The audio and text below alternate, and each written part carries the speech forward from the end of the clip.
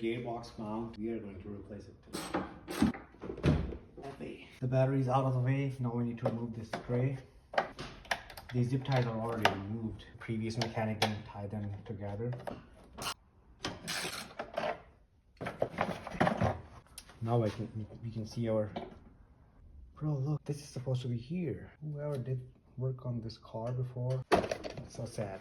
It's supposed to be like this. Anyways, let's try to get this thing out of here. We're gonna undo these two balls, these two, and on the side. But before we wanna do that, push the gearbox up a little bit to give this some relief.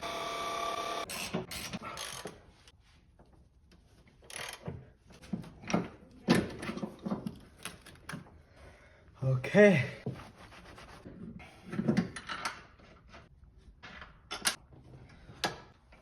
Okay. 37 here, 74 here. Right there.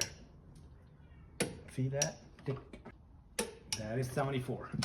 Now let's do 37 for the other guy.